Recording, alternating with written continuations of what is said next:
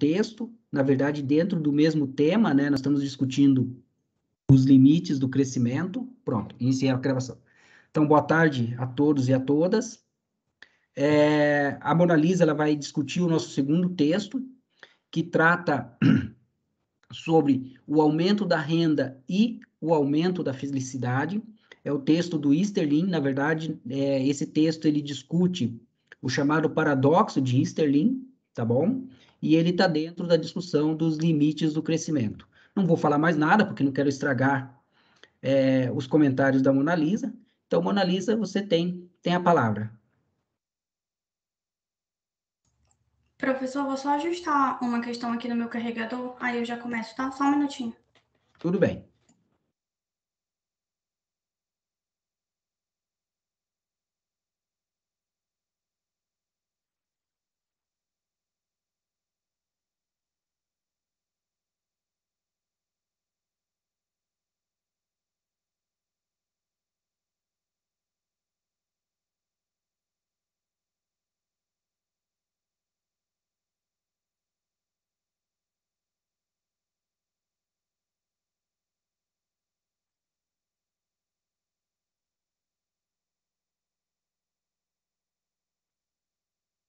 A Mona Lisa já vai iniciar, ela só foi fazer um ajuste ali e já começa.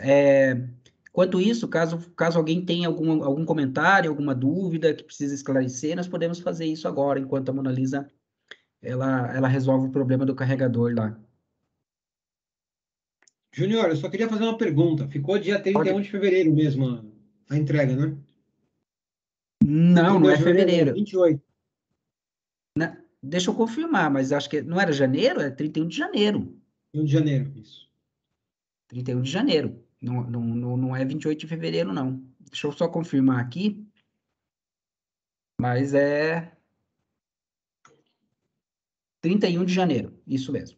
Porque eu preciso do prazo para fazer a correção, tudo.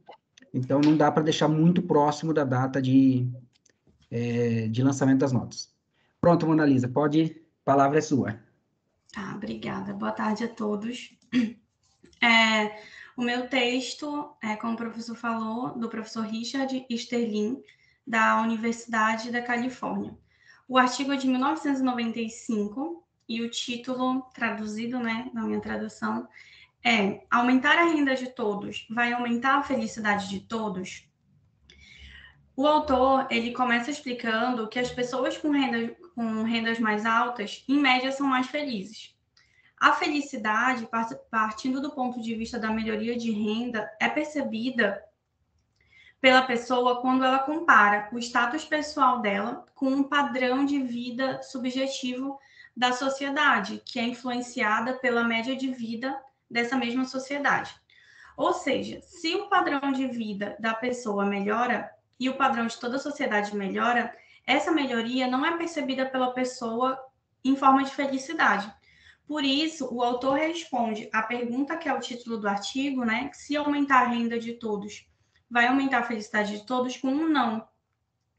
Essa conclusão dele é um paradoxo, onde a felicidade individual aumenta com o aumento da renda individual. Mas, se as outras rendas individuais de uma sociedade continuarem aumentando, essa felicidade individual, ela diminui, né? Porque o nível de vida da sociedade vai estar igualado. Bom, as contribuições que eu anotei aqui, as principais que eu considerei do artigo, é que ele contribui para o entendimento do que, diferentemente os economistas pensavam naquela época, insistiam, né, no fato de acreditar que apenas aumentar a renda, em geral, aumentaria a felicidade. E o artigo, ele demonstra, através de muitos estudos, que não, que aumentar a renda, em geral, não aumenta essa felicidade, devido a esse paradoxo que o autor explica no começo. No ponto 1, sobre o modelo, eu destaquei a parte onde o autor deixa bem explícito que, aí eu coloquei a citação dele, né? Em termos gerais, a felicidade ou bem-estar subjetivo varia diretamente com a renda de uma pessoa, inversamente com a renda das outras pessoas. Aumentar a renda de todos não aumenta a felicidade de todos, porque o efeito positivo de uma renda mais alta sobre o bem-estar subjetivo vai ser compensado pelo efeito negativo das normas do nível de vida mais elevado da sociedade, né, ocasionado pelo aumento da renda de todos. O artigo, ele sugere que não existe um limite onde a sociedade vai atingir essa felicidade plena, absoluta, onde as pessoas não vão mais ter para onde ser felizes, elas vão atingir esse ápice. Mas isso não existe, né? Porque, segundo o autor, sempre vão existir as comparações para motivar a pessoa a querer buscar outras coisas e as aspirações de alcançar um bem-estar maior. Ele diz que as aspirações materiais aumentam com a renda da sociedade. Ou seja, não existe um ponto onde a pessoa vai chegar e vai dizer eu estou plenamente feliz e eu não consigo ser mais feliz do que isso, né? Sempre vai existir um mais. Por isso que rendas mais altas não aumentam a felicidade para todas as pessoas. No ponto 2 do artigo, ele descreve uma série de evidências de pesquisas feitas nos Estados Unidos, na Europa, em 9 países, e no Japão. E nesses exemplos, ele deixa bem explícito que, por exemplo, a felicidade ela vai variar de país para país, de região para região, mas ela nunca vai encontrar esse limite, porque, por exemplo, para um país pobre, a felicidade pode ser ter uma casa, ter comida todos os dias, ter um emprego. Mas já num país rico, onde as pessoas têm tudo isso, a felicidade vai ser ter uma casa na praia, vai ser ter um carro de luxo. Então, assim, não importa o nível que a pessoa alcance, ela sempre vai querer mais e vai sempre se comparar com outras pessoas. Nas limitações, essas foram as contribuições do estudo. Assim, nas limitações, eu destaquei que o que o próprio autor diz, né? Que foram feitos poucos estudos de séries temporais em países pobres ou em desenvolvimento, né? Todos foram... O Japão, ele diz que era o país que estava em desenvolvimento na época, né? Que era 1995. E mesmo assim, ele não era nem próximo de um país pobre. O autor também coloca que teve pouco trabalho empírico sobre as normas materiais, né? E como elas mudam com o nível de desenvolvimento econômico. Então, ele não tinha muito acesso a esse tipo de dado na época.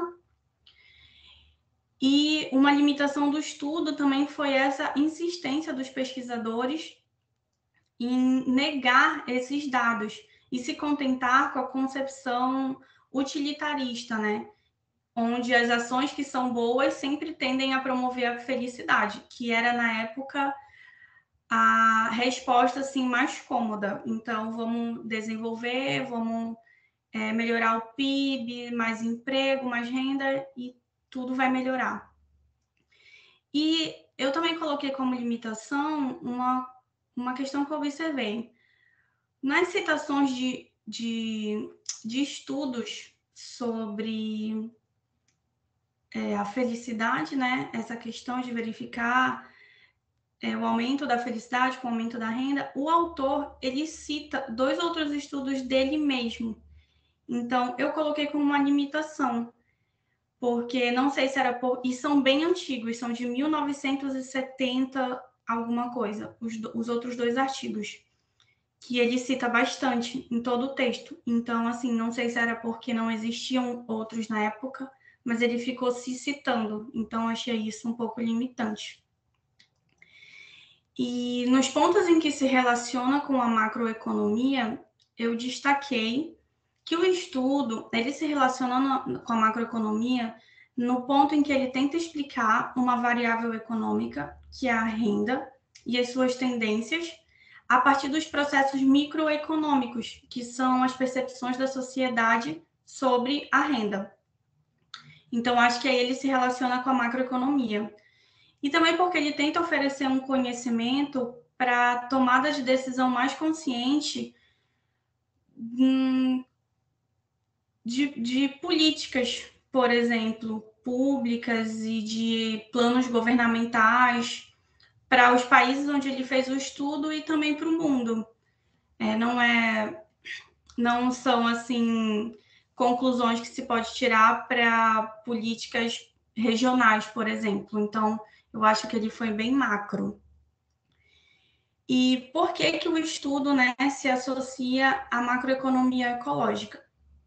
Porque ele mostra, na minha opinião, que não existe um limite nas aspirações materiais das pessoas, que com o aumento da renda e do padrão de vida, essas aspirações também aumentam. E como a gente sabe, né, a gente viu na aula anterior e nas outras, o planeta e os recursos, eles não crescem junto com essas aspirações e desejos. Então, eu acho que ele, em relação à macroeconomia ecológica, ele chega nesse ponto de que se as pessoas não vão alcançar essa felicidade plena, esse ápice, como é que elas vão sempre, digamos, saciar essa busca se o planeta é limitado, se os recursos são limitados? Então, eu também acho que o artigo, né, sugere que outros fatores devem ser levados em consideração quando se busca a felicidade, e não apenas a renda, né? E que a busca pelo aumento constante da renda não é a solução para melhorar o bem-estar da população, não só isso. Então, os indicadores como o PIB, por exemplo, eles não podem ser usados para sempre medir a melhoria da renda e, consequentemente, a vida da população, o padrão da população. Eu acho que ele leva a gente a pensar assim numa estabilidade de renda, que, por exemplo, não ter sempre um aumento de renda não é uma coisa negativa, que a estabilidade também pode ser uma coisa positiva e mais sustentável do que um aumento constante, que não vai ter fim, que não tem limite. E aí, por conta disso, né, dessas conclusões, o artigo pode auxiliar no desenvolvimento de políticas que não visem sempre o aumento do emprego, da renda e do consumo. Então, essas foram as principais observações que eu fiz sobre o artigo. Obrigado, Mona Lisa. Não, excelente suas observações. Eu estava tentando anotar aqui o que você estava falando, porque é muito pertinente. Depois eu vou fazer alguns comentários, como eu fiz na aula passada. Vocês já estão se acostumando com a questão metodológica da disciplina, mas suas considerações foram excelentes para abrir as reflexões, tá bom? Depois eu faço algumas complementações para deixar claro algumas relações não evidentes, alguns conceitos, mas antes eu gosto de dar essa passada agora geral para os colegas. Então, está aberta a palavra, caso deseje, levanta a mão, ou pode começar a falar, porque por enquanto ninguém levantou a mão. Lembrem das questões, gostei muito da sua forma de apresentação, Moraliza, você tentou enfatizar aquelas questões que eu levantei, né, no início da disciplina. Isso ajuda a conduzir um pouco a reflexão e vocês perceberem a importância desses textos para os temas que nós estamos tratando, né, o conteúdo programático da disciplina, tá bom? Como eu disse para vocês, na aula passada discutimos um dos limites ao crescimento, né? O cara é bem vinculado à questão dos limites biofísicos, ou seja, os limites impostos pelo sistema natural. Hoje, nós estamos discutindo outro tipo de limite, que na verdade, ambos os limites, eles são ignorados eu vou usar a teoria convencional, porque tanto a heterodoxia econômica quanto a ortodoxia econômica, eles ignoram esses limites. Os limites biofísicos e os limites que a Mona Lisa apresentou agora, depois eu posso qualificar um pouquinho melhor para vocês perceberem esses limites, mas você deixou bem, pelo menos para mim, né, no meu caso, como eu estou no debate, para mim está claro os limites apresentados por você, ou, na verdade, discutindo a questão do texto do autor, mas talvez nem para todos esses limites estejam claros, porque isso, na verdade, tem grandes implicações quando nós colocamos tanto os limites biofísicos quanto os limites discutidos hoje ao crescimento na perspectiva da economia convencional. E, novamente, quando eu né, menciono economia convencional, eu coloco heterodoxos e ortodoxos do mesmo grupo. Por quê? Porque ambos não reconhecem esses limites. Então, o que acontece? Para eles, isso não, esses limites não existem. Se não existem, você está pensando a macroeconomia de outra forma. E, portanto, os resultados serão completamente distintos quando você inclui esses limites, tanto na discussão teórica, quanto na recomendação de política. Tá bom? E aqui entenda-se política, né, no sentido mais macroeconômico, embora nós podemos discutir depois. Nós sabemos que a macroeconomia como um todo, né, pensando em política macroeconômica, ela afeta, na verdade, toda e qualquer política pública. Qualquer política pública é afetada pela direção que a política macroeconômica segue nos países. Então, feitas essas observações, fica aberta aí a palavra.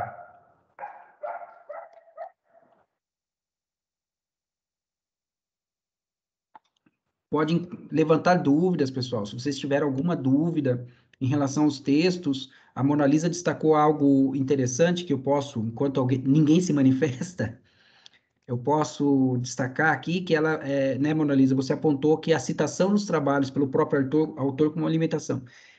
Não necessariamente, porque no início do texto ele destaca isso, que esse texto é uma síntese dos trabalhos anteriores, ou seja, ele está retomando esse debate. Aqueles textos que eles citam, ele já apresentou vamos dizer assim, essa hipótese. Nós podemos tratar dessa forma. O paradoxo de Easterlin, nós podemos tratar como se fosse uma hipótese. E por isso que ele chega até, como você destacou também nas limitações, que nós temos poucos estudos teóricos e empíricos. É isso que ele está destacando, que apesar de você ter, dele, né, dele e outros autores terem levantado essa hipótese, ou seja, de que o aumento da renda não necessariamente significa um aumento do bem-estar, ou, como ele usa, da felicidade, você não teve essa agenda de pesquisa, vamos dizer assim, tão aceita entre os economistas e entre a própria discussão científica. E aí ele está retomando esse trabalho. Pode falar, Newton. Júnior, eu acho assim, o texto está direto, a Mona Lisa explicou o que teria que explicar mesmo, não tem muito o que falar. Eu acho que um ponto que é interessante destacar, assim, é quando a gente olha o conjunto de aspirações, porque no momento que você fala de felicidade, normalmente, assim, primeiro, sim, você tem, nesse texto, você ainda estava naquela comparação direta de renda, ou seja, eu me comparo com o meu vizinho em relação a carro, em relação às coisas. Mas eu acho que é muito relevante olhar as aspirações em cada região. Por quê? Porque a aspiração faz você ficar mais ou menos frustrado. Vou dar um caso, um exemplo, tá? Para a gente poder discutir. Você pega na Suécia, o pessoal que em tese é da realeza, vamos colocar assim, o rico, ele espera já ficar rico. Então, qualquer coisa diferente de ser rico, para ele tá errado. O pobre espera ter uma vida boa. Então, qualquer coisa diferente disso, meio que para ele é infelicidade. Então, quando você olha um termo felicidade, a felicidade ela está conscrita, segundo Bourdieu, né, quando você olha Bourdieu e outros pensadores desse tipo, no ethos, né, naquela coisa de que você é alguma coisa e você está inserido num contexto. Então, quando você olha, sei lá, a aspiração de um brasileiro é ter a casa, calagem, um carro e sei lá, um iPhone, vamos colocar assim, vamos chutar aí um celular bom. Para o americano, ter carro é meio norma, né? Então, ter um carro ou não ter um carro, para ele é meio, eu só vou ter ou carro A ou carro B. Mas para ele é impensável não ter o carro. Enquanto para um brasileiro é pensável não ter um carro. Então, essa correlação de aspirações com a renda que você tem em cada região, eu acho que explica bastante depois desse texto, mas não esse texto. Né? Ele cita a parte de correlação de aspirações e tudo mais, mas o que eu estou querendo dizer? Eu estou querendo dizer que esse texto foi vamos dizer, um marco ou um conjunto de elementos que foi um pouco contra-intuitivo, entendeu? Naquele momento. mas que ele só substanciou que, na verdade, a gente precisava explorar mais o comportamento das pessoas. Qual era o contexto daquele pensamento? Quando você olha o institucionalismo, sei lá, quem não conhece aí, você vê muito claramente a construção do status, né? Ou seja, na nossa sociedade a gente tende a buscar o status, ou seja, a gente tenta emular o status, ou seja, tem um valor cerimonial aí, segundo o institucionalismo, né? Que você tenta emular aquela pessoa mais rica, aquela classe dominante. Então, ser feliz passa a ser quão perto eu cheguei do meu objetivo, que era emular a classe dominante. Então, felicidade é que acho que é o que tem que ser conceituado aí. Porque o que é ser feliz? Eu acho que quando a pessoa pergunta ser feliz, cada pessoa internamente tem uma métrica. E essa métrica ela não é comparável, que nem comparar abacaxi com banana. Felicidade para um cara que mora, sei lá, na Suécia, como eu falei, na Dinamarca, é ter uma família feliz, é poder fazer 2 viagens, uma viagem por ano, é ter o convívio com a família. Para um americano de Nova York, ser feliz é ter 2 milhões de dólares na conta, um apartamento na Upper East Side e tá bonito ali, entendeu? Ter um apartamento de 4 milhões ou 2 milhões, mais 2 milhões na conta e poder viajar e fazer o que ele quiser. Então, felicidade eu acho que tem que ser conceituado. Eu acho que faltou um pouco nesse texto parâmetros que pudessem ser decompostos para explicar a felicidade. Mas Uhum. o texto, para mim, está ótimo. Assim, Uhum. é uma mensagem que, olha, é contra-intuitivo achar que quanto maior a renda, a pessoa não se torna mais feliz, né? Não se converte em felicidade.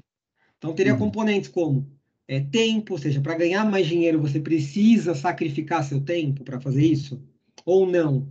Então, são elementos que, na verdade, não só a renda, é como que se adquire a renda, é qual o caminho para se adquirir essa renda, e o que é a troca intertemporal que você está fazendo para ter essa renda. E isso o artigo não tem. Mas eu gostei bastante do artigo, eu só quis complementar, não tem nada a criticar. A Mona Lisa, achei ótima a explicação dela. Uhum. O artigo é muito direto no que ele está falando, para mim, então, eu só quis complementar para a gente ter uma discussão aí, que senão vai ficar na discussão do mais renda ou menos renda, né? Uhum. Fechou. Mas antes que eu passe a palavra, a Mona Lisa está na ordem aqui, mas eu quero fazer uma observação, Newton.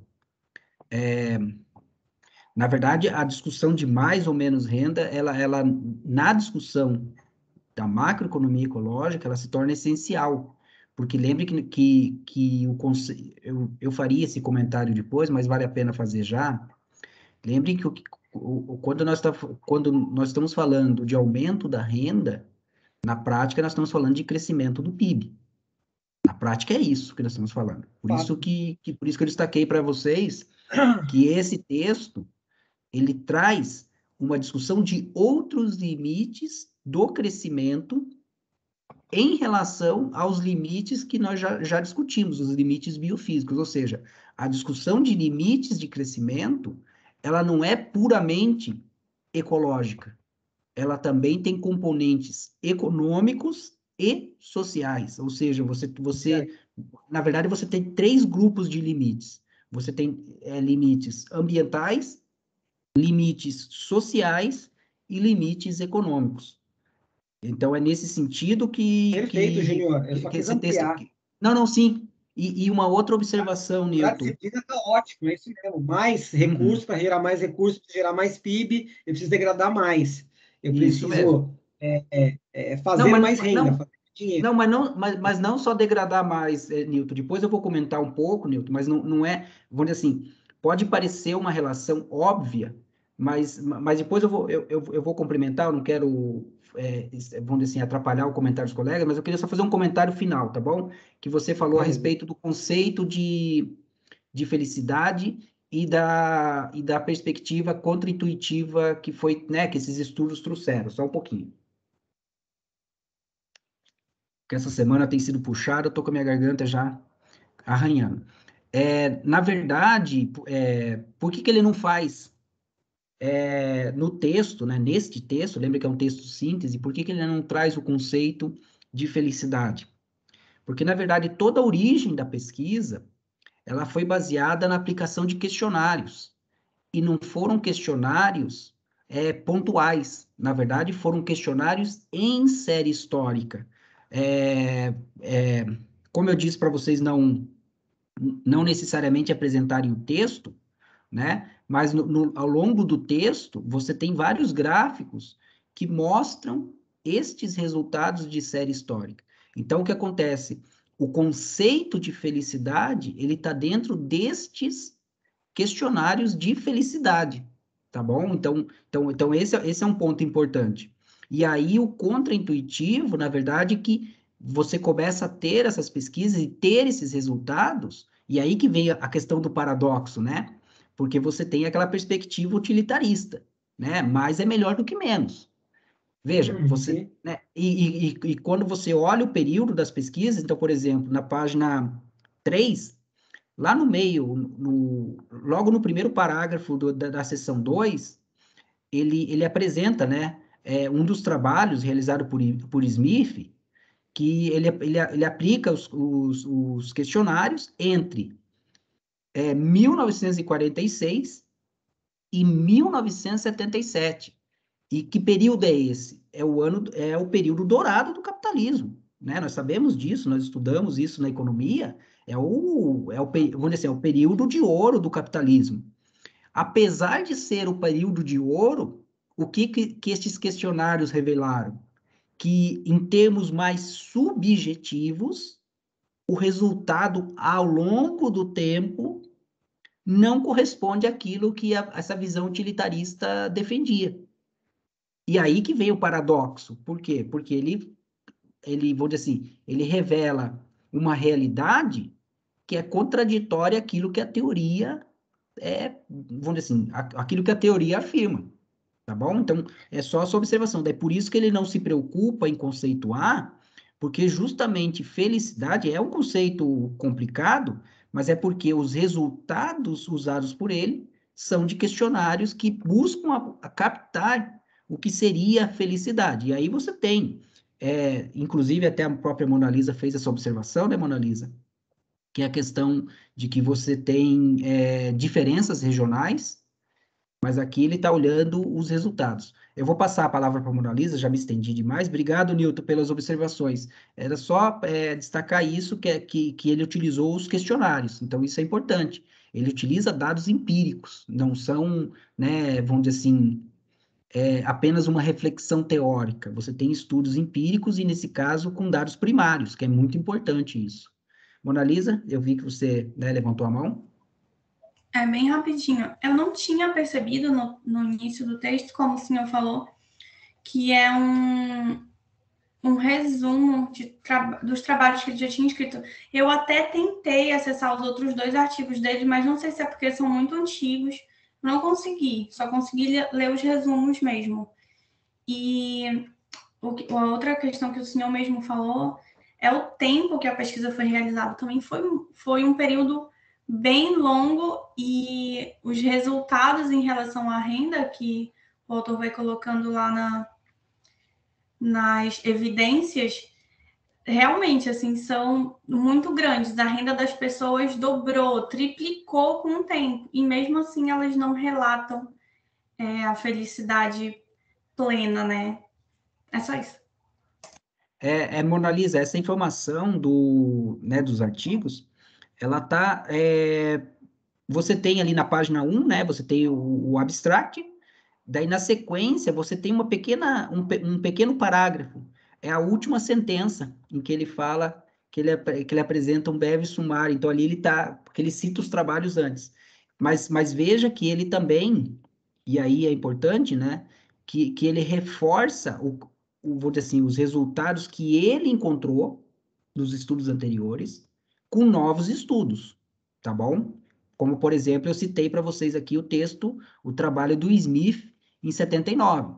E você tem outros que ele cita aqui que foram desenvolvidos na mesma linha dos trabalhos que ele citou. A respeito do acesso aos textos, esse foi justamente um dos motivos que eu não selecionei os textos originais, eles não estão disponíveis, eu mesmo não consegui acessá-los. E daí, em função de se eu não conseguir acessá-los, não tem como solicitar eles para vocês, tá bom? Porque, na verdade, que eu lembre, eles foram publicados mais em forma de capítulos, e aí, quando você vai para livro, é mais complicado você achar. E, como eu disse, a ideia, na verdade, é trazer o tema. E esse texto aqui, para mim, ele cumpre esse objetivo da disciplina, tá bom?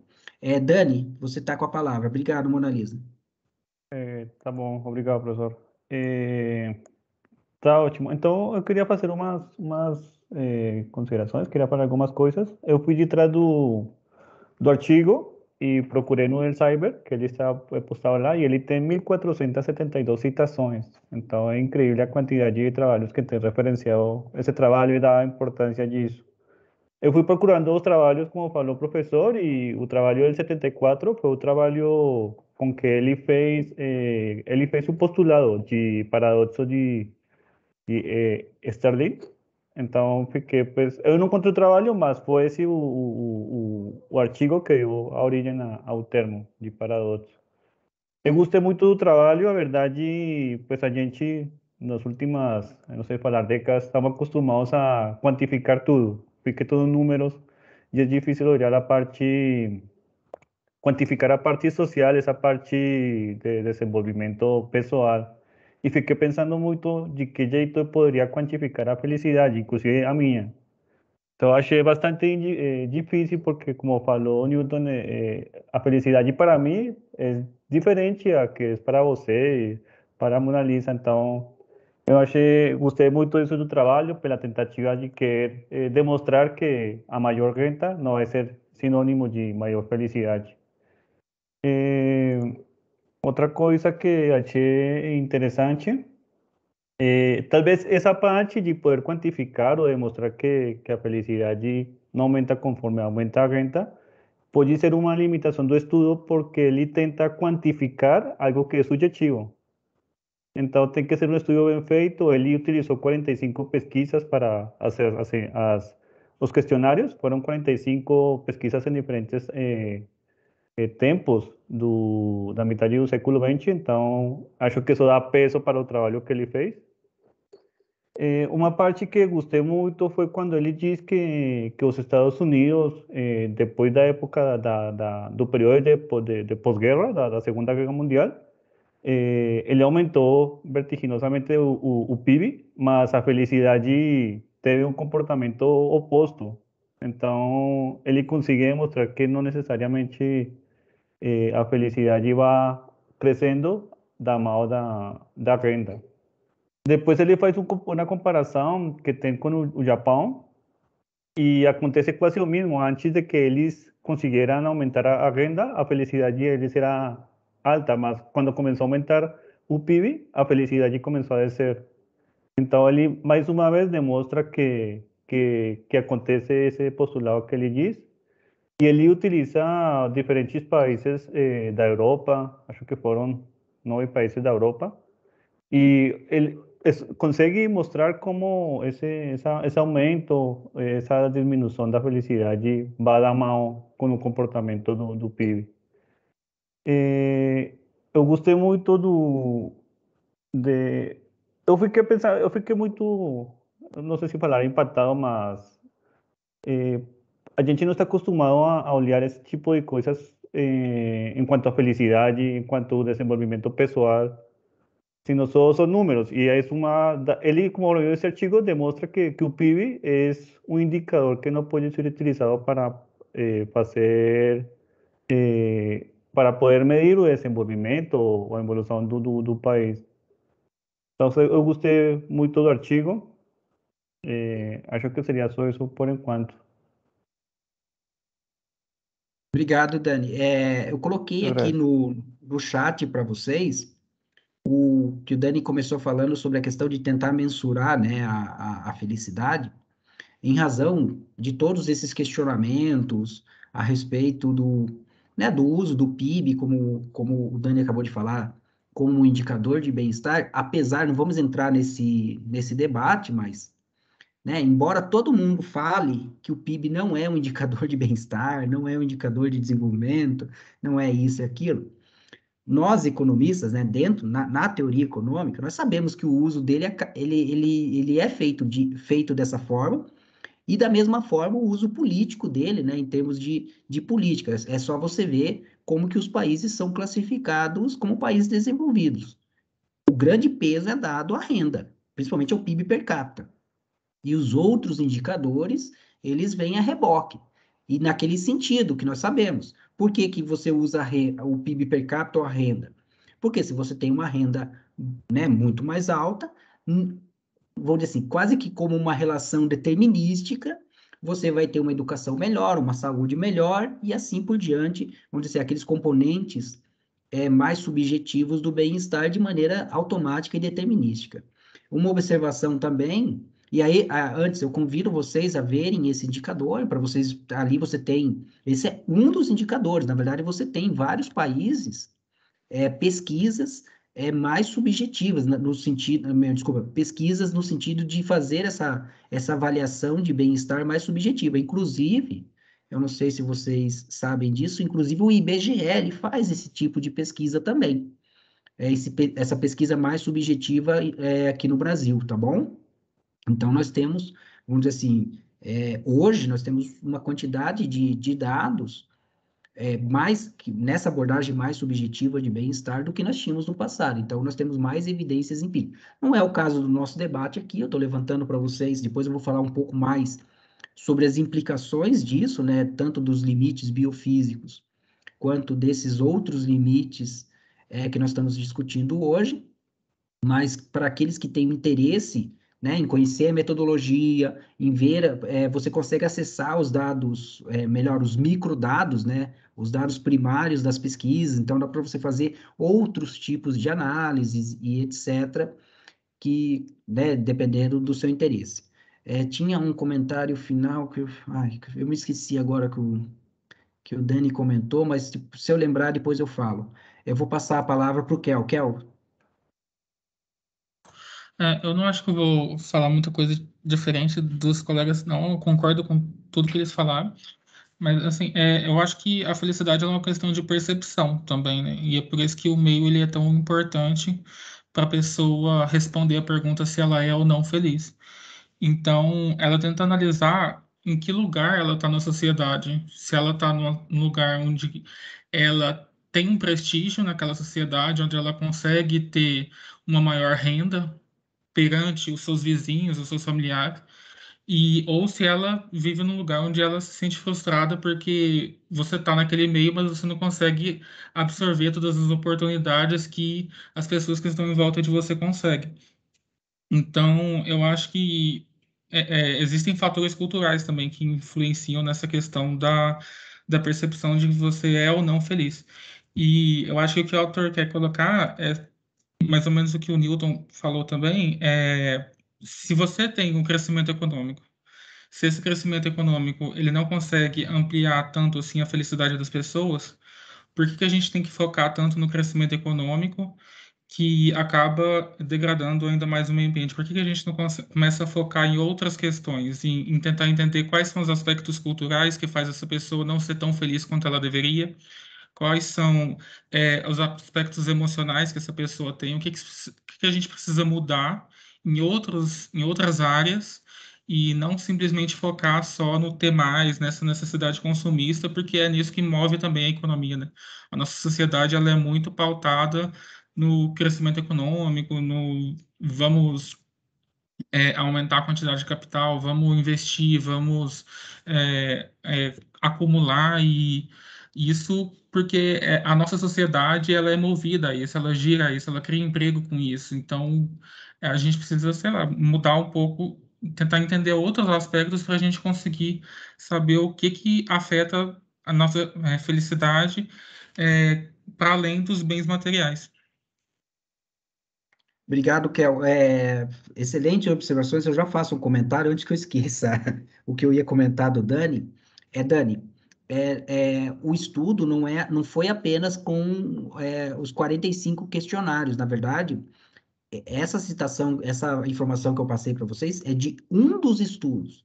Na verdade, o Richard, né, o Easterlin, nesse trabalho, ele cita vários outros estudos. Então, por exemplo, você tem o estudo do Smith, mas ele cita, por exemplo, o estudo do Duncan também, e outros estudos nesta mesma linha, tá bom? Então, a discussão aqui, ela tem várias, vamos dizer assim, evidências empíricas deste paradoxo de Easterlin, tá bom? Então, esse é um ponto que eu queria destacar.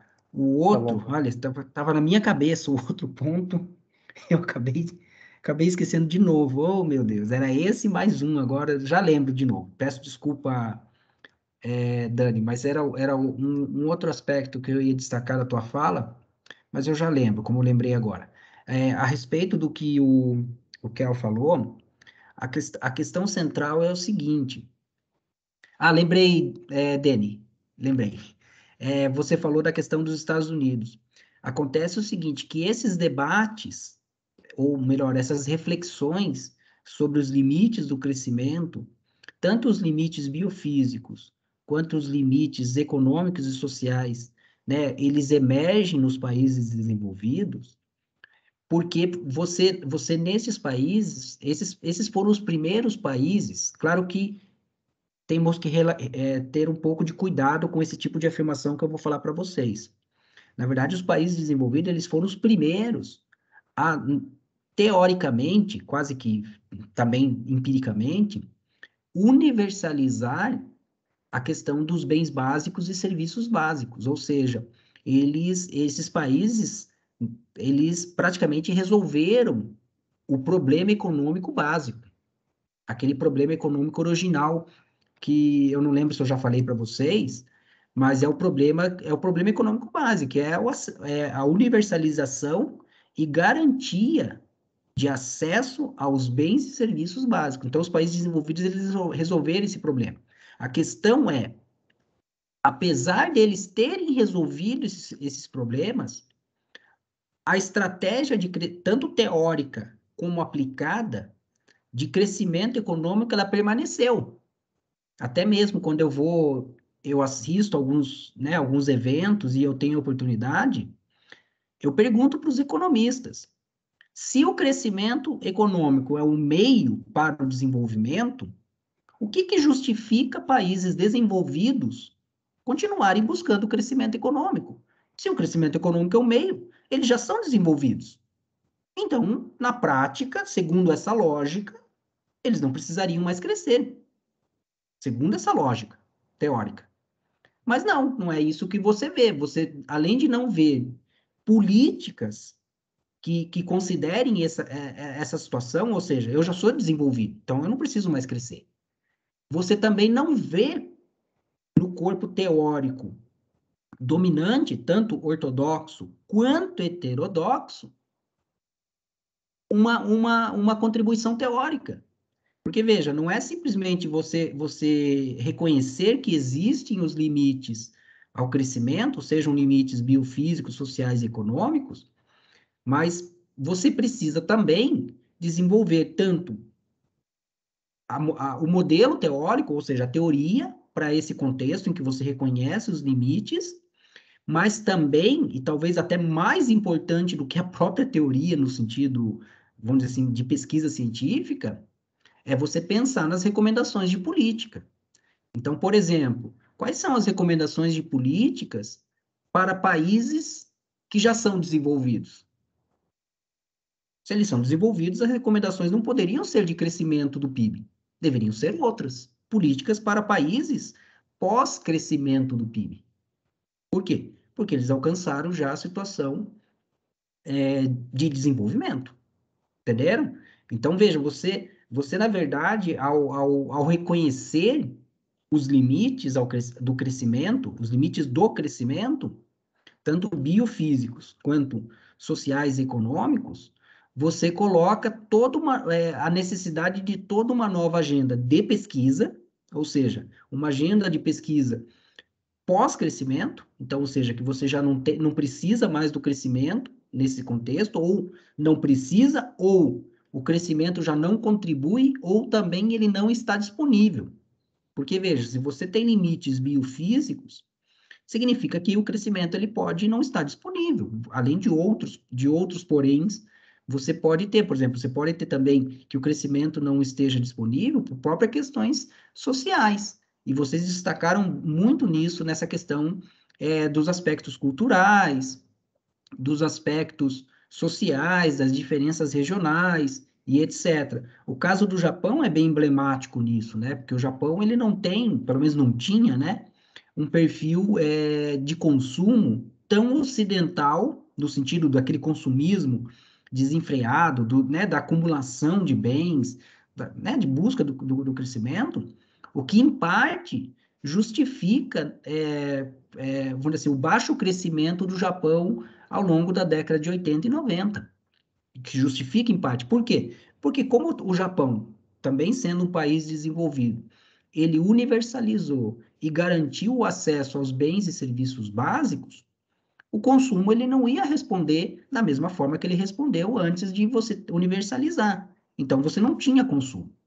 E aí, o que aconteceu? Você não tinha alternativas de investimento viáveis, etc, etc. E o Japão, o que ele fez para contornar essa situação, no sentido de continuar com a política de crescimento? Ele foi buscar isso fora. Né, os investimentos nos países, nos tigres asiáticos, a questão da exportação e etc, etc, ele foi buscar isso de outra forma. Aquilo que até o próprio Adam Smith falou, né, dos limites do mercado, etc. A questão é que enquanto você trata dessa questão em um país ou um pequeno grupo de países, tranquilo. Você não tem, vamos dizer assim, problemas tão significativos quando, em termos da própria sustentabilidade. O problema é quando este padrão de comportamento ele se estende em escala global. Então, pense você, todos os países, né, todas as sociedades, aspirando o mesmo padrão de vida, porque, queira ou não queira, por mais que você tenha as diferenças regionais, mas hoje todo mundo precisa dos bens e serviços básicos. Isso não tem mais jeito. Por quê? Porque nós sabemos que aquela sociedade mais autônoma, em que as famílias, os indivíduos, eles tinham uma maior autonomia, ela foi simplesmente extinta. É só você ver quantos produtos bens ou serviços que você consome que foram produzidos por você. Não, você teve que recorrer ao mercado. Então, o que acontece? Você precisa desses bens hoje, bens e serviços básicos. Então, esse é um porém. Mas, para além desses serviços, a cultura do consumismo, ela também já está presente nos países em desenvolvimento. Nos países pobres, obviamente que não, porque os países pobres, pelo próprio nome, você já tem, são países pobres, eles não têm o mínimo do mínimo necessário neste contexto, embora eles também estejam sofrendo com vou dizer assim, o comprometimento da autonomia produtiva. Nós sabemos disso, por N motivos, não entra o caso. O que eu quero destacar é o seguinte: no momento em que nós temos esses limites ao crescimento, tanto biofísicos, sociais e econômicos, eu preciso pensar num corpo teórico e em recomendações de políticas para essa nova realidade, que eu estou chamando aqui para vocês de pós-crescimento, tá bom? Depois eu prossigo, pode falar, Dani. Professor, eu queria fazer uma pergunta. Ou seja, que eu poderia dizer que talvez o consumo, o aumento do consumo, eu acho que é devido à globalização, que a gente já consegue ter noção de como vivem outras pessoas, outras culturas, outros países, e eu quero ter esse mesmo estilo de vida. Então, uma problemática para o sí, tal vez una de las cosas que está gerando el crecimiento del PIB en busca de la supuesta felicidad y puede ser debido a globalización. Dani, com certeza. Na verdade, parte né, do que eu acabei de falar, você foi bem em chamar atenção para isso. Veja, lembrem que o texto que nós estamos discutindo hoje, todo o meu comentário ele está girando em torno do tema da nossa aula e do texto que nós estamos trabalhando. Lembrem que ele chamou atenção que o bem-estar, e podemos usar o termo felicidade, tá bom? Eu sei que para alguns o termo felicidade acaba gerando um desconforto, mas podemos usar o termo bem-estar sem problema nesse caso Isso, também, tá bom? Lembre que ele destacou nesse texto, e com razão, isso também é uma própria crítica a microeconomia convencional, daquela perspectiva do homos econômicos, de que o consumidor, as decisões dos consumidores são independentes. Não, elas são relativas. Ou seja, nós olhamos o nosso vizinho, nós olhamos aquilo que está ao lado. E quando você tem esse processo de globalização, e aqui eu qualificaria um pouquinho melhor essa globalização, mas eu qualificaria no seguinte sentido: nós temos uma globalização de comunicação. Então, veja, hoje você consegue ver o que acontece nas outras sociedades. Então, praticamente qualquer cidadã de qualquer parte do mundo, ele consegue ver os diferentes padrão de vida que você tem e fazer essa comparação e criar essas aspirações. Deixa eu ver aqui, a Letícia fez um comentário, não, Mona Lisa. É muito interessante trazer para os dias atuais essas comparações. E é nesse sentido, você tem evidências disso. Né? Eu cheguei a comentar, acho que não lembro se foi para vocês na aula passada, a questão daquele produto lá, o Kellogg's, né? Aqueles chamados sucrilhos, que eu assisti um documentário em que falou que ele está presente em 180 países.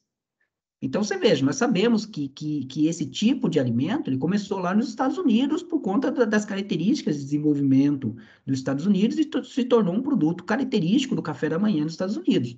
Veja, hoje, em várias partes do mundo, esse produto também está começando a se tornar característico do café da manhã, ou seja, mudando os hábitos culturais, em que você tem, vamos dizer assim, um padrão de consumo agora global, ele é muito similar.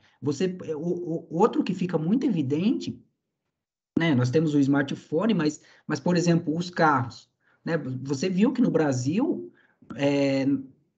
você teve, nos últimos anos, um grande avanço do consumo das chamadas SUVs, que eram carros característicos dos Estados Unidos, e já eram há muito tempo. Lá, esses carros grandes, potentes, modernos e não sei o quê. Então, a globalização, sim. E aí, é aquilo que eu falei para vocês, se nós temos essa busca em alguns países, não é tanto problema, mas quando você tem esse padrão de vida generalizado para todos os países, e como bem enfatizado pela Mona Lisa a partir da abertura da discussão, em que esse, vamos dizer assim, esse grau de bem-estar, ele não é, vamos dizer assim, você nunca vai alcançar o grau de bem-estar máximo, porque esse bem-estar é relativo, ou seja, eu estou olhando o meu vizinho, isso é um problema. Isso é um problema. E não só isso, e aí eu quero entrar já nas discussões que tem muito mais implicações para nós, que é o seguinte: veja, no momento em que as correntes teóricas da economia, tanto ortodoxas quanto heterodoxas, ignoram que existem esses limites, e o fato de ignorar que existem esses limites, primeiro, não significa que eles deixam de existir, né, na prática, mas também não significa que você não tenha problemas sociais. Então, por exemplo, você tem desemprego, você tem desigualdade, e você tem, como eu já destaquei no início, uma parcela da população que não tem acesso aos bens e serviços básicos, né? Podemos até qualificar, como é utilizado muitas vezes, são as pessoas em situação de pobreza. E qual que é a solução posta pela teoria econômica para essas situações? Desigualdade, situação de pobreza, a não universalização dos bens e serviços básicos. Crescimento econômico. O problema é que o crescimento econômico, e é aí que eu chamei a atenção de vocês para a questão do texto, que embora ele use, né, o aumento da renda de todos, na verdade, aqui nós estamos falando de crescimento econômico, ou seja, por quê? Porque o crescimento econômico é de todos, é do país. Lembra que o crescimento econômico é agregado. Tá bom? Então, veja, ele está dizendo que o crescimento econômico não necessariamente melhora a vida de todos. É isso que ele está dizendo aqui. E por que ele está falando isso? Porque, veja, se o problema é desigualdade e todo mundo crescer, a desigualdade vai permanecer.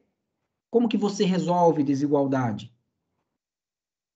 Fazendo a redistribuição dos benefícios. Então, veja, para resolver a desigualdade, claro que aqui nós temos que ponderar algo, nós vamos discutir mais adiante, que é o caso dos países pobres, tá bom? O caso dos países pobres, porque ali, claro que eles precisam de crescimento. Por quê? Porque eles não têm acesso ao básico. Mas tirando os países pobres, e aí vamos dizer assim, nas minhas discussões eu já incluo os países em desenvolvimento, se nós temos um problema de desigualdade, esse problema ele não vai ser resolvido pelo crescimento. O crescimento, na verdade, pode agravar ainda mais essa situação de desigualdade, como os dados têm mostrado. Países, por exemplo, como o próprio Estados Unidos, nos últimos anos, eles têm, a desigualdade tem aumentado, apesar do crescimento econômico. Entende? Então, aqui você tem uma questão muito importante, porque o estudo coloca, vamos dizer assim, em debate os limites do crescimento econômico para a resolução de determinados problemas que hoje são atribuídos, ou melhor, seriam solucionados apenas com crescimento econômico, como desemprego, desigualdade, e aí eu posso resumir, que eu prefiro do que ficar estendendo demais, a universalização e acesso dos bens básicos. Entende? Então, se você coloca que o crescimento não é mais a solução para esses problemas, eu tenho que pensar em outra, vamos dizer, em outra teoria, obviamente, e em outras recomendações de políticas, que não necessariamente vão resultar em crescimento econômico. Por quê? Porque eu já sei que crescimento econômico não vai resolver esses problemas. Claro que aqui, aí eu lembro sempre do Newton, que é aquela questão, né, Newton, das relações de poder. Nós sabemos que nós vivemos numa sociedade, que nós temos relações de poder, e etc, etc. Eu não vou entrar nisso, porque eu quero centrar apenas na questão da macroeconomia ecológica. Então, o que a macroeconomia ecológica? Ela vem tentar preencher essa lacuna deixada tanto pela macroeconomia ortodoxa, mas também deixada de lado pela macroeconomia heterodoxa. Porque se vocês refletirem, vou dizer assim, mais friamente, o objetivo da macroeconomia ortodoxa e da macroeconomia heterodoxa, eles são os mesmos. Crescimento econômico. Crescimento econômico. Por quê? Porque ambos entendem que o crescimento econômico é a variável-chave para o bem-estar. Aí você pode discutir os determinantes do crescimento econômico, mas aí é outra discussão. Eu estou falando em termos de objetivo. Ambos têm esse objetivo. Tanto a ortodoxia quanto a heterodoxia. Qual que é a grande diferença deles em termos de alcançar esse? São os meios. Então, por exemplo, para os ortodoxos, o meio de alcançar esse crescimento econômico é com o Estado mínimo, ou seja, com pouca intervenção do Estado, um Estado mais regulador. Já no caso dos heterodoxos, em função principalmente das falhas de mercado, para resumir bem, você aceita uma presença do governo muito maior na economia, inclusive como produtor de bens. Inclusive como produtor de bens.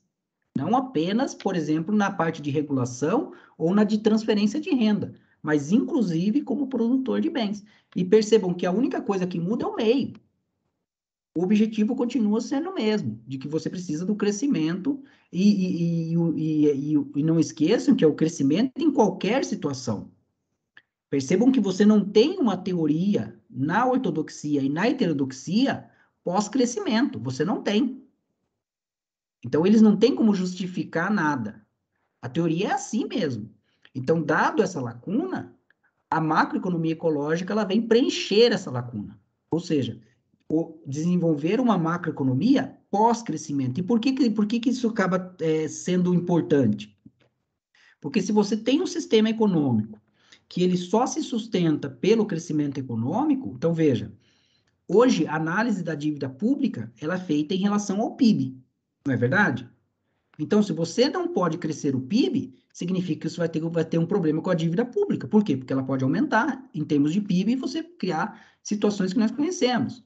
Você também sabe que a economia ela depende da geração de emprego, e essa geração de emprego hoje é associada apenas ao crescimento econômico. E aí entra até uma própria reflexão do seguinte: o objetivo da economia é gerar emprego, Eu tenho colocado muito isso nos debates que eu participo. O objetivo da economia é esse? Não, ele não é. O objetivo da economia não é gerar emprego. Então, você também tem que repensar as políticas, não só de emprego, mas como também repensar todo o papel do emprego na macroeconomia. Todo o papel do emprego na macroeconomia. Nós sabemos que nós temos uma teoria do emprego, né, a teoria do trabalho, dentro da macroeconomia. E tudo isso precisa ser repensado. Por quê? Porque você está discutindo uma realidade hoje, uma realidade que não mais depende do crescimento econômico. E veja que não é aí que é algo interessante que na verdade, acaba até, vamos dizer assim, não tem nenhum termo para usar, mas vou te colocar como decepção, quando você debate com ortodoxos e heterodoxos, que esta discussão de uma sociedade pós-crescimento não é apenas por uma questão ambiental, entende? Então, por exemplo, quando você fala em pós-crescimento para ortodoxos e heterodoxos, principalmente se eles já te conhecem como um economista ambiental, ou como um economista ecológico, ou como um ativista ambiental, para eles discutir pós-crescimento é só por uma questão ambiental. Não, não é. Porque perceba o seguinte, se mais crescimento não te deixa feliz, significa que isso está piorando a tua qualidade de vida. Lembre que crescimento exige alocação de recursos, dentre eles o fator trabalho. E lembrem que, no caso do fator trabalho, como que é vou dizer assim, o papel do fator trabalho no sistema econômico? É a alocação de horas de vida, jornada de trabalho. Então, veja, se eu estou produzindo mais do que eu preciso, significa que eu estou trabalhando mais do que eu preciso. Então, se você pensa numa economia e numa sociedade pós-crescimento, automaticamente, e de maneira agora, vamos dizer assim, inerente, você tem que pensar em reduções da jornada de trabalho. E veja que essa redução da jornada de trabalho, ela não é motivada pelos desempregados, como você tem na discussão, por exemplo, heterodoxa. A discussão heterodoxa, ela defende a redução da jornada de trabalho, mas ela defende a redução de jornada de trabalho para a criação de empregos. Só que aqui a discussão de redução de jornada de trabalho não é para a criação de empregos, é para melhoria de qualidade de vida. Por quê? Porque nós estamos trabalhando demais. Entenderam? Como que muda toda a discussão? Então, toda a reflexão, quando você considera o pós-crescimento, ela deve ser trabalhada com essa revisão daquilo que nós aprendemos, seja da macroeconomia ortodoxa, seja da macroeconomia heterodoxa. E sabe o que é interessante? Eu acho que eu já compartilhei isso na disciplina passada, né? Deixa eu... Do Keynes, o Keynes tinha consciência disso, sabe? O que é interessante, principalmente para os keynesianos, né? Isso que é uma coisa, vamos dizer assim, intrigante, né? Você tem vários keynesianos, né? Que são quase que religiosos, né? Defendem, colocam Keynes no altar, quase que, vamos dizer assim, tem um sinal da cruz para o Keynes, né? Nós sabemos que, infelizmente, os economistas têm essa veneração. Coloquei aqui no chat, né, o Keynes escreveu um trabalho lá em 1930, veja, até mesmo antes da publicação da Teoria Geral, e que é um texto que ele chama As Possibilidades Econômicas para os Nossos Netos. E recomendo muito para mim, eu até falei esses dias para um colega meu da Federal, que para mim este texto é melhor do que até a própria Teoria Geral. Para mim esse é o texto, assim, a contribuição máxima do Keynes. Por quê? Porque ele começa o texto dizendo o seguinte: daqui 100 anos, em razão dos avanços tecnológicos, nós teremos resolvido o problema econômico básico, que é isso que eu falei para vocês, a universalização e o acesso aos bens básicos. Então, como nós resolvemos o problema básico, o problema econômico básico, nós poderemos dedicar as nossas vidas para aquilo que vale a pena viver. E aí ele cita, por exemplo, nós podemos por lazer, para cultura, para o hobby, para o ócio, sabe assim, para questões que hoje são impensáveis. Então, por exemplo, se você fala que uma pessoa é ociosa na sociedade e na própria discussão da economia, isso aí é péssimo. Isso é visto como, até mesmo como pejorativo, né? Uma pessoa ociosa. Não, entende? E o próprio Keynes já reconhecia isso, que o ócio, e aí, Newton, o ócio traz felicidade. Mas por que nós não praticamos o ócio no sentido do termo? Porque nós estamos num sistema cuja premissa básica é mais crescimento. E aí que entra o trabalho do Easterlin nesse sentido. Ele está falando, não, nós também temos limites sociais e econômicos ao crescimento. Por que eu também destaco econômicos? Aqui no caso econômico, você tem ele vou dizer assim, dois aspectos. Um aspecto é o dos limites biofísicos. Então, veja, no momento em que você ignora que existem limites biofísicos, especialmente no uso de recursos naturais não renováveis e na geração de poluição, significa que em alguns momentos o crescimento, isso nós tratamos na disciplina anterior, e aí se vocês precisarem, nós voltamos a isso em outro momento. Na verdade, nós vamos tratar mais adiante, desculpa. Nós podemos ter uma situação em que os benefícios econômicos gerados pelo crescimento, eles são menores do que os custos. Nós vamos tratar disso no DPI, tá bom? Lá no final do curso. Eles são antieconômicos, ou seja, você tem mais custos, só que eles não são de mercado, então por isso você não tem consciência deles, do que os benefícios econômicos gerados pelo crescimento. Então, veja, você tem um limite econômico.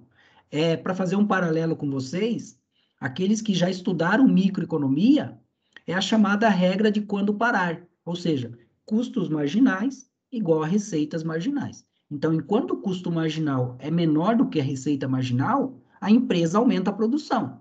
Pense isso na economia.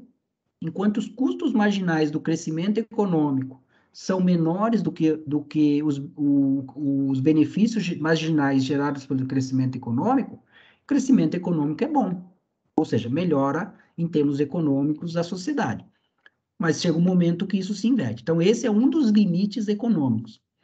Qual que é o outro limite econômico? Só que agora não do lado da oferta, do lado do consumo. É no nosso caso que o Sterling está tratando aqui. Então, veja, se o aumento da minha renda, que tem um custo para a geração dessa renda, quando traduzido em consumo, não me deixa mais feliz, significa que o custo de obter essa renda, ele é maior do que o benefício gerado pelo consumo adicional. Por quê? Porque eu já universalizei o consumo. Então, pensa o seguinte, você nunca teve um celular. Porque, por exemplo, você não pode comprar.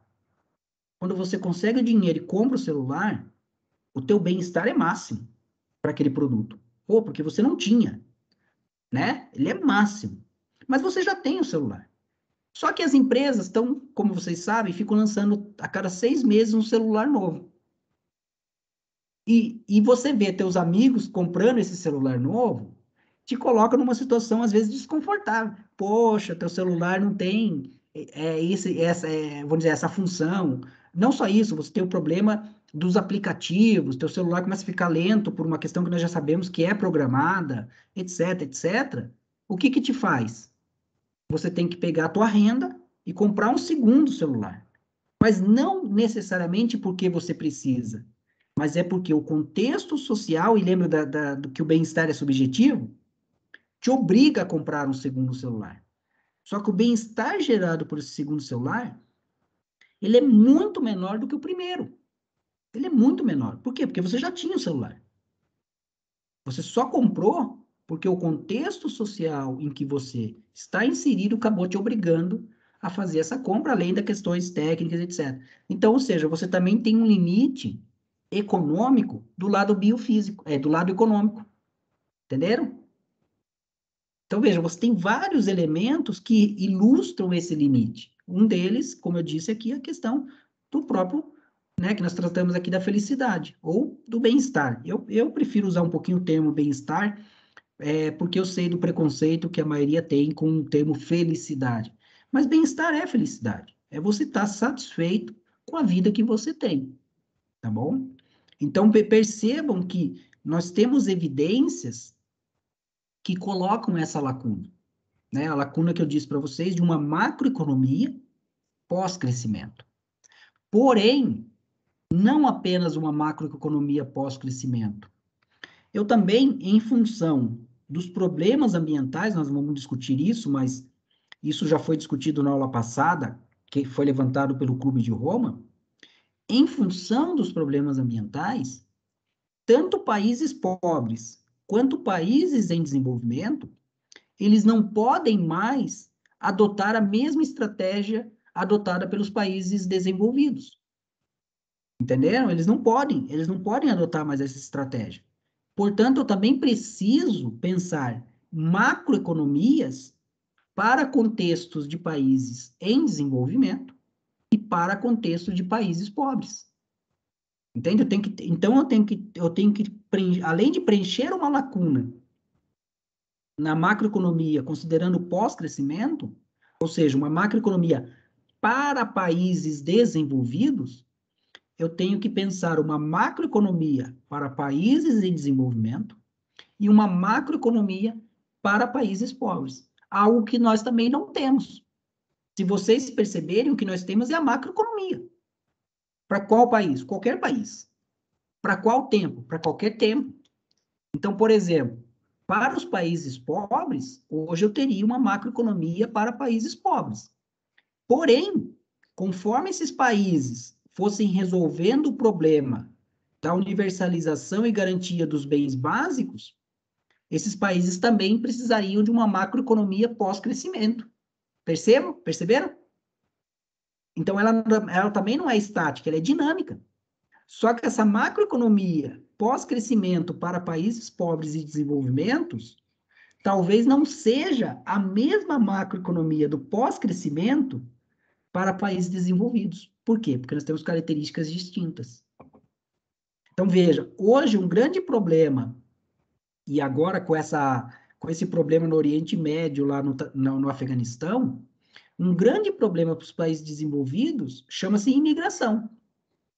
Ou seja, pessoas em situação de pobreza ou fugindo de guerras, querendo entrar em países desenvolvidos. Por exemplo, esse não é um problema nos países pobres.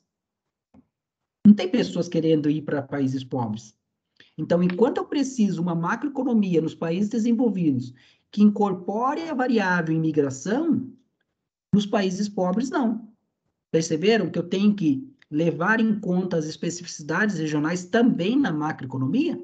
Porque nós sabemos, por exemplo, quando nós falamos em refugiados, pensa, a participação do Estado em receber ele, em acolher, em oferecer toda ajuda, precisa de uma parte da política fiscal.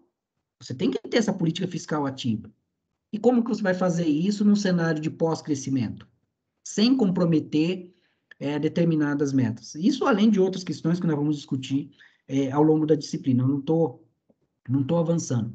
O que eu estou fazendo para vocês? Eu estou mostrando eu estou mostrando que nós temos uma nova realidade. Veja, o Clube de Roma, ele sinaliza para isso. Nós já discutimos que modelagem é complicada, mas ele apresenta evidências de que nós estamos vivendo uma nova realidade. Você vem com o trabalho do Easterlin, que também, ele mostra evidências que nós temos uma nova realidade. Então, isso exige uma nova abordagem que não é tratada ainda. Então, é isso que eu estou colocando para vocês, esse quadro, porque a partir da próxima aula, nós vamos entrar na própria discussão da macroeconomia. Então, o primeiro texto é em direção à macroeconomia ambiental. Tá bom? Esse é o primeiro texto que nós vamos discutir, que é vamos dizer, é o início do debate dessa macroeconomia ecológica. Aqui não é necessariamente uma oposição, tá bom? Não é necessariamente como vocês têm, por exemplo, a economia ambiental e a economia neoclássica, né? Desculpa, a economia ecológica, em que você tem a economia ecológica criticando a economia ambiental, aqui não. Aqui, na verdade, é um processo de desenvolvimento da macroeconomia ecológica, tá bom? Porque o que acontece, no momento que você tem a consideração desses limites dentro da macroeconomia ecológica, você está reconhecendo que o crescimento não necessariamente está disponível. Então, isso já te coloca, na macroeconomia, um debate completamente distinto daquilo que você vê na economia do meio ambiente, tá bom? Que é muito mais microeconomia, uma discussão muito mais baseada nos fundamentos da microeconomia convencional neoclássica. Eu estou falando, ninguém está me interrompendo aí, mas fiquem à vontade para tirar alguma dúvida, né, fazer alguma observação, talvez não tenha ficado claro nos meus comentários, ou que, né, para vocês talvez tenha dissociado do que nós estamos discutindo no texto, mas eu convido vocês, né, nós estamos numa pós-graduação, que vocês busquem as bases de dados, como eu disse para vocês, nós já temos base de dados que apresentam indicadores mais subjetivos de bem-estar. Faça uma análise. Como que essas variáveis mais subjetivas, elas estão se comportando em determinados países quando você confronta com o crescimento econômico, com o aumento da renda. Tá bom? Isso é interessante. E até eu sugiro vocês, tem um texto, eu vou colocar aqui no chat, é um texto que eu li, que, olha, muito bom, que traz essa abordagem do Easterlin, do paradoxo de Easterlin, mas muito mais atual. Eu não coloquei para vocês, porque é um livro, então daí precisa comprar o livro, aquelas coisas, mas aqueles que tenham interesse em conhecer melhor esse debate, esse texto aqui, ele traz um conjunto de estatísticas que mostram, de maneira muito mais atualizada, o paradoxo de Easterlin, tá bom? Então, eu convido vocês a dar uma olhada, fique, né, no formato e-book ele não é tão caro, e vocês também têm outras formas de encontrar, tá bom? Esses dados, esses livros, fiquem à vontade. E também nós vamos voltar um pouco a essa discussão quando nós discutirmos lá com o texto do Tim Jackson. Cadê aqui? Onde está? Aqui. Prosperidade sem crescimento. Nesse texto, Prosperidade sem Crescimento, ele também retoma um pouco essa discussão do paradoxo de Easterlin, claro que numa perspectiva também, como eu disse para vocês, mais atualizada. Ficou alguma coisa, alguma questão que eu não tratei, que vocês gostariam que eu tratasse? Ficou clara essa vinculação dos dois textos, né, os limites do crescimento do Clube de Roma e do paradoxo de Easterlin, esse texto dessa aula, com a questão da macroeconomia ecológica? Porque lembrem que a macroeconomia ecológica é a única abordagem que reconhece os limites ao crescimento. Só que esses limites, de maneira equivocada, como é visto pela ortodoxia econômica e pela heterodoxia econômica, eles não são apenas limites ecológicos ou ambientais. Eles vão muito além disso. Entende? Então, a macroeconomia ecológica não é uma perspectiva de ativismo ambiental na macroeconomia. É para além disso, é para preencher uma lacuna que, infelizmente, tem sido deixada tanto pela macroeconomia ortodoxa, quanto pela macroeconomia heterodoxa. Tá bom? Então, é muito mais do que só, vamos dizer assim, é só colocar a questão ambiental e pronto. Não, não é. É muito mais do que isso. E daí vocês já imaginam a complexidade que você tem ao tratar da macroeconomia ecológica. Porque você, além da questão ambiental, você tem que colocar todas essas questões mais, vamos dizer assim, algumas questões muito mais subjetivas, algo que a gente já falou na aula anterior, da própria dinâmica de sistemas, complexidade, não linearidade e assim por diante, né? Os efeitos de retroalimentação e etc. Então, não cabe uma macroeconomia estática aqui e uma macroeconomia baseada apenas em variáveis como você tem nos cursos de macroeconomia, né? Os macroeconomistas, eles falam, né? A macroeconomia se resume aos 4 mercados, né? Que eu lembro são 4, né? É o mercado monetário, é o mercado de produção, é o mercado financeiro e é o mercado de trabalho. É muito mais do que isso, na verdade, vai além do mercado. E é isso que a macroeconomia ecológica, ela vem preencher. Todas essas lacunas que são deixadas pelas macroeconomias, ortodoxa e heterodoxa. E por isso que eu acabo falando que é a macroeconomia convencional. Tá bom? Porque é uma macroeconomia que, infelizmente, não tem aderência com a realidade que está posta hoje. Ela não tem essa aderência. E veja, o trabalho de Easterling, esse aqui é de 95, mas na prática, né, nós estamos falando de um trabalho da década de 70. Então, veja, o problema, vou dizer assim, não é o problema, desculpa. As evidências destes limites, elas não são novas. Nem as evidências em termos de limites biofísicos, quanto dos limites sociais e econômicos. Porque, vejam, ambos os trabalhos, ou ambas as questões, elas foram levantadas na década de 70. Na década de 70. A questão é, por que esses questionamentos ou estas agendas de pesquisa, isso é uma questão que eu deixo para vocês, principalmente os economistas. Por que elas não tiveram a sua continuidade dentro da economia? Por que os economistas não incorporaram essas agendas de pesquisa na teoria econômica? O que motiva isso? Essa é uma questão importante. E aí, Newton, entra essa questão de relações de poder dentro da academia. Por que elas não entraram? Porque, veja, você tem essa questão política, fazer política econômica. Aí sim você tem a questão mais política, né, no sentido do termo. Mas dentro da academia, por que as agendas de pesquisa na academia não incorporaram, ou melhor, por que os pesquisadores não incorporaram essas agendas de pesquisa? Por que elas não tiveram esse desenvolvimento? Quem já fez economia, eu convido, volte nos manuais, os principais textos utilizados na graduação e pós-graduação, você não vai encontrar esses debates. Você não vai encontrar esses autores citados, você não vai encontrar essas questões. Ou seja, para a economia, economia convencional, é como se isso não existisse.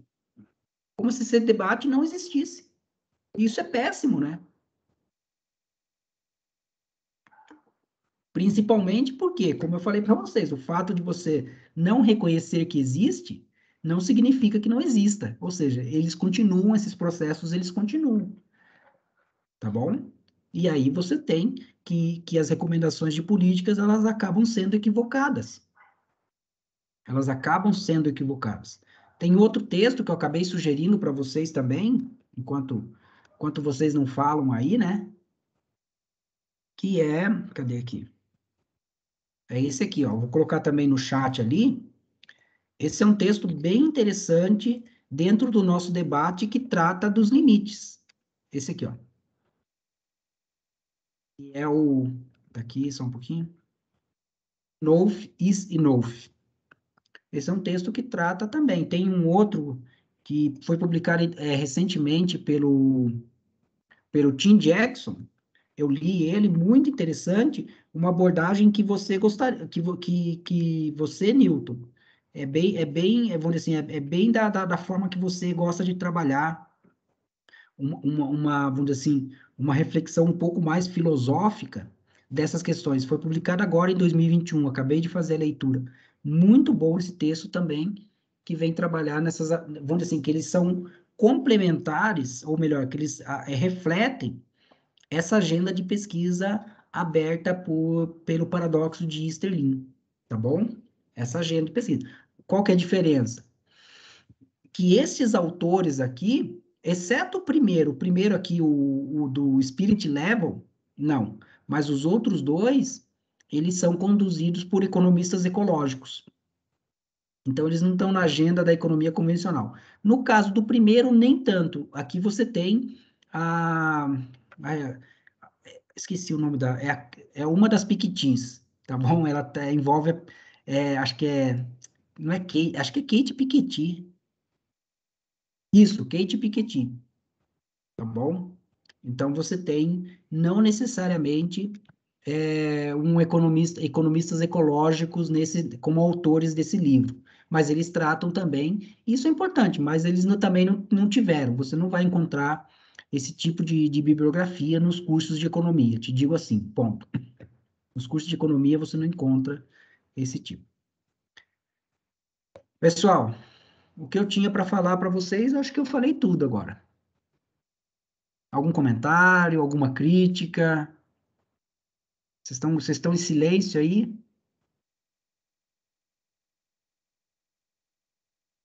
Professor, Pode falar. boa tarde a todos. É só mesmo para dizer que eu achei o texto bastante interessante com relação a essa medida de felicidade, né, que ele traz desses trabalhos e tudo, para tentar mostrar, né, de forma empírica. E aí concordar, né, com todas as falas e parabenizar também a Mona Lisa pela excelente apresentação, foi bastante clara, ela conseguiu ver as contribuições e também as limitações. E aí, um ponto mesmo que eu acho, né, que esse trabalho, ele poderia, né, na verdade, ele deixa, né, dicas ou pistas para que trabalhos, né, futuros possam ser desenvolvidos, né, nas regiões, né, nesses países mais em desenvolvimento. Então, aí já fica, né, porque a gente sabe que toda a contribuição, ela apresenta um ponto ali no final, né, para, olha, faltou isso aqui que pode ser feito depois em pesquisas posteriores. Então, é para dizer mesmo que eu achei a leitura bastante interessante e muito pertinente a essa disciplina e ao que a gente tem e vai continuar trabalhando. Então, é mais mesmo para dizer que parabenizar mesmo, né, pela discussão de hoje. Obrigado, Letícia. É excelente tua observação sobre o que você chamou né, que ele dá, vou dizer assim, que ele chama atenção para a agenda de pesquisa, que ela deve se continuar. Então, como o texto, né, embora ele seja de 95 e baseado nos textos da década de 70, o que eu tenho para falar para vocês é isso. Você tem até um pouco essa agenda de pesquisa sendo continuada, mas muito fora da economia convencional.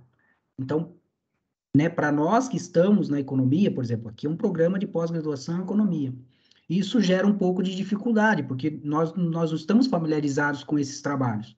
Então, o que eu sugiro a vocês, e aqui eu dei algumas dicas para vocês, né, algumas referências, que você tenha esses estudos, tá bom? Ou seja, vou dizer, aquela provocação do Richard Sterling, ela foi aceita por alguns pesquisadores, pesquisadoras, mas em sua grande maioria fora da economia, tá bom? Em sua grande maioria, fora da economia. E aí vocês não têm acesso a essa bibliografia e não têm acesso ao próprio debate. Então, o que acontece? Quando você tem acesso, você pensa que é algo muito novo. E aqui até eu faço mais um parênteses, que é o seguinte, por isso que eu prefiro usar esses artigos mais originais, embora no caso do Easterling eu não consegui pegar o de 74, para mostrar para vocês que o debate não é novo. Entende? Veja que até a própria, né, eu estou tendo um pouco de cuidado nisso, é de mostrar para vocês que o que nós estamos discutindo não é novo. Nós não estamos criando algo novo. Eu não estou trazendo, de fato, algo inédito para vocês. Eu tô trazendo para vocês algo que, infelizmente, tem sido marginalizado no debate, na formação dos economistas, na formação da pós-graduação, e que vocês, entende, não têm condições de contribuir como futuros pesquisadoras e pesquisadoras. Então, a construção dessa macroeconomia ecológica, ela não começou agora, há 10 anos, com a crise de 2007. Não, ela começou há muito tempo. Só que como ela é marginalizada na ciência econômica e no próprio debate da economia, não vou só restringir a ciência econômica, o que acontece? O avanço dela é muito lento, entende? Você não consegue, por exemplo, ter manuais de macroeconomia ecológica para ensinar na graduação, você não consegue ter bons textos de macroeconomia ecológica para tratar na pós-graduação. Por quê? Porque eles, né, é um esforço quase de formiguinha que nós temos para fazer. E como que você muda isso? Colocando, de fato, esse tema na agenda de pesquisa. Então, quando você coloca esse tema dentro da agenda, e como que você faz isso? Na educação. Mostrando para vocês que a macroeconomia vai além dessa macroeconomia ortodoxa e heterodoxa, que são praticamente iguais. O que muda é muito o meio, mas o objetivo é o mesmo. As falhas são praticamente as mesmas. Pode falar, Mona Lisa. Professor, eu vejo muito isso que o senhor comentou, porque, assim, essa questão da macroeconomia ecológica, ela vai muito de encontro a tudo o que a gente aprendeu até hoje. Não é só a questão de crescimento econômico, PIB e tal, é o que a gente aprendeu até hoje, que a gente tem que trabalhar, que quanto mais a gente trabalhar, melhor a gente vai ser, que quanto mais a gente estudar, um emprego melhor a gente vai conseguir, quanto mais horas a gente passar fazendo isso, a gente vai ser uma pessoa melhor. Então, assim, eu não sei na economia, né, porque eu sou formada na administração, mas é o tipo de conhecimento que a gente não tem acesso, que a gente não é estimulado a estudar, que a gente realmente não conhece, não tem nem se os meus professores conheciam. Porque realmente, como é que tu vai chegar num gerente de uma empresa e dizer assim, olha, o objetivo da tua empresa não tem que ser crescer, não tem que ser aumentar, não tem que ser expandir. O objetivo da tua empresa agora vai ser melhorar a qualidade de vida dos teus funcionários. É muito complicado. Vai, assim, de encontro, digamos, à natureza do sistema econômico que a gente vê hoje. Então, realmente, é muito difícil, é complicado, a gente tem que, não sei, buscar de várias formas, assim, agora que eu estou conhecendo esse caminho, mas vejo que é muito, vai na contramão de tudo que a gente conhece até hoje, desde a nossa vida, assim, do nosso dia a dia, até as questões muito amplas do mundo inteiro, de sistema econômico, de funcionamento do comércio e do trabalho, e de tudo. Uhum. Mesmo você, Mona Lisa, né, como você falou, você está mais na área de administração, na verdade, não é tão fora assim. O que acontece é que você não está no debate da economia. Mas, por exemplo, nós sabemos que os cursos de administração, eles têm disciplina de economia. E quando você tem essa disciplina, ela reflete isso que eu acabei de falar para você. E esse é o problema. Porque daí, aquilo que domina na economia, ele é repassado para os outros campos de conhecimento. Por exemplo, cursos de engenharia, tem disciplina de economia. Até esses dias eu fiquei sabendo, né, por conta do nosso departamento, esses dias não, mas faz um tempo já, por exemplo, até curso de nutrição tem disciplina de economia. E veja, nutricionista vai ter acesso a essa economia que nós estamos discutindo aqui, que tem uma série de lacunas e que não avança. Eu vou caminhar para o encerramento da nossa aula, já são quase 20 para as 4, como eu disse, eu vou precisar terminar um pouquinho antes. Eu não sei se vocês conseguiram assistir a minha participação no webinar da Sociedade Brasileira de Economia Ecológica. Eu coloquei aqui o link para vocês, porque nesse webinar, o texto que eu discuti ali vocês vão encontrar nos comentários o texto que foi discutido. Nós discutimos justamente essa questão do ensino, como eu enfatizei agora para vocês. Então, se nós podemos, vamos dizer assim, buscar alguma mudança, Mona Lisa, ela vem aqui pelo ensino. Entende? Por quê? Porque nós precisamos que esse tema, além de ser incorporado, e no nosso caso aqui da pós-graduação, né? Além de que ele seja incorporado nas agendas de pesquisa, ele também seja incorporado nos planos de ensino. Então, não adianta só você né, fazer as apresentações, e aí você levantou um aspecto muito importante, que é como nós nos livramos deste conhecimento que nós tivemos o contato primeiro, ou seja, que nós fomos ensinados. Aquela questão da inércia, né, o Kel vai lembrar bem, né, do path depends da economia evolucionária. Como que você se livra disso? E isso é um grande desafio. Tanto se livrar disso para o ensino, quanto se livrar disso para a agenda de pesquisa. Entende? Então, essa reflexão, e no nosso caso, que estamos discutindo macroeconomia, ela passa por isso. Entende? Então, como que você vai pensar uma macroeconomia para preencher essas lacunas se você ainda está preso aos velhos pressupostos, às velhas premissas, aos velhos instrumentos que dão origem a, vamos dizer assim, a esses problemas? Entende? É só a gente fazer esse tipo de discussão. Como eu disse para vocês, eu não vou fazer essa contraposição entre macroeconomia convencional e macroeconomia ecológica. Não, eu vou apresentar a macroeconomia ecológica. Eu só estou colocando para vocês o que, né, vamos dizer assim, o que diferencia, não vou falar que diferencia, né, mas o que a macroeconomia ecológica está vindo fazer. Ela está vindo preencher uma lacuna. Ponto. Qual lacuna é essa?